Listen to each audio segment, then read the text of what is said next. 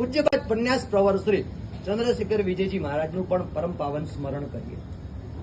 એવા એક મહાપુરુષ સાંપ્રત સમયના જે પ્રભાવક મહાપુરુષોની શૃંખલા કહી શકાય, એ શૃંખલાની અંદર પ્રતિષ્ઠિત થનારા એ મહાત્મા, એ સમય જે સમયે કદાચ ધર્મથી લોકો એટલા જોડાયેલા નહોતા, છતાંય પૂજ્યપાદ પ્રેમસુરીશ્વરજી મહારાજની પાવન પ્રેરણાથી હૃદય એવું સરસ ભીંજાયું. ઉપકારી ગુરુદેવ પૂજ્યપાદ ભવનમાનુ સુરેશ્વરજી મહારાજની પ્રવચનોની ધારા દ્વારા હૃદય એ અંશે ભીંજાયું. કોલેજમાં જનારો છોકરો ધોતી પહેરીને જાય, કોલેજમાં જનારો યુવાન કપાળ ઉપર મોટું તિલક કરીને જાય, કોલેજમાં જનારો યુવાન હાથમાં સરસ મજાની ઉકાળેલા પાણીની બોટલ લઈને. આપણને ક્યાંક આવું કરવું હોય તો શરમ આવે. આ મહાપુરુષ પોતે આપણને સમજાવી રહ્યા છે, શક્ય હોય તો ધર્મ આરાધનામાં જો આગળ વધવું હોય ને તો પોતાના સિદ્ધાંતોમાં સેટ પણ કોમ્પ્રોમાઇઝ નહીં કરવાનું. જે થવું હોય તે થાય, મારી આરાધનામાંથી બહાર નહીં નીકળો. આવો સરસ મજાનો એક તરવરીયો યુવાન, ગુરુ ભગવાનની એવી કેવી દ્રષ્ટિ આ યુવાન ઉપર પડી હશે. એક રત્નને બહાર કાઢ્યું. ક્યાં રત્ન હતું? અહીં આગળ આવતા જળહળતું એ રત્ન તરીકે પુરવાર થયું. અલ્પ સમયની જિંદગીની અંદર એટલા બધા શાસન પ્રભાવક કાર્યો કર્યા. એટલે આટલી નાની જિંદગીમાં આટલા બધા કાર્યો એક લિસ્ટ કરવા બેસીએ ત્યારે કાર્ય કરનાર માટે સેંકડોની હજારો વર્ષનું આયુષ્ય લાગે. એવા એક મહાત્મે આટલા બધા કાર્યો કર્યા. એક ફિલ્ડ જોઈએ, પુસ્તકોનું સર્જન, એકાદ પુસ્તક લખવું અમારે જેવાને અઘરું લાગતું હોય ત્યારે આ મહાત્માએ 350 થી વધારે પુસ્તકો લખેલા છે.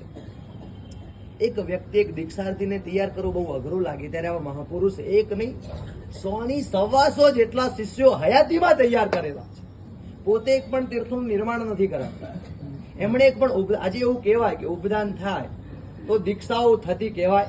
આ મહાપુરુષે ઉપદાન એક પણ વાર નથી કરાવ્યા, પણ વગર ઉપદાને સેંકડોની આખી સેના તૈયાર કરેલી છે. એક સમજો, આટલા શિષ્યો, આટલા પુસ્તકોનું આલેખન, પ્રવચનની સભામાં 10,000 લોકો પ્રવચન સભામાં જોડાતા હોય. ડીસાની ઘટના યાદ આવે. ડીસામાં પૂજ્યપાદ પન્યાસ પ્રવર શ્રી ચંદ્રશેખર વિજયજી મહારાજના પ્રવચનો ચાલે. ખાલી જૈનો નહીં, અહીંયા ડીસાવાસીઓ બેઠેલા કદાચ ખ્યાલ હોય તો અજૈનોને એવું ઘેરું લગાડેલું હતું કે ત્યાંની સ્કૂલમાં ઉપાશ્રયમાં પ્રવચનો નહીં, સ્કૂલના પ્રાંગણમાં પ્રવચનો કરવા પડ્યા.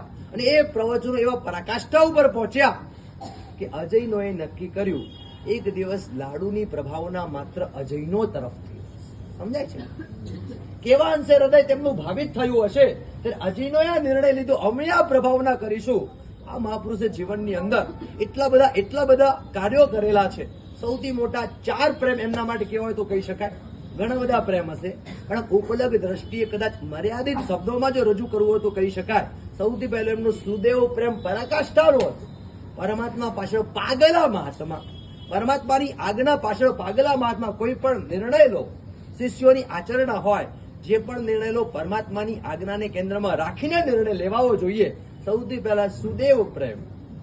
આગળ જતા હવે જોઈએ શાસન પ્રેમ. સંઘ માટે, મારા શાસન માટે, આમ લાગે મારે શાસનને આંચ ના આવી જોઈએ, એના માટે મરી પડવા માટે આ મહાત્મા તૈયારી. અંતરિક્ષી તીર્થ આજે જે શિખર ઉપર લહેરાઈ રહ્યું છે, એના પાયાની અંદર એ પન્યાસી પ્રવરે 35, 36, 37 વર્ષો સુધી જાનના જોખમે કરેલા ચાતુર્માસનું લોહી સિંચન કર્યું છે. ત્યારે આ તીર્થ આપણા જીન શાસનને મળેલું છે. મહાત્માએ જાનના જોખમે જે બલિદાન આપ્યું, કદાચ ઇતિહાસ આવી બલિદાન ભાવનાને ક્યારે ભૂલી નહીં શકે.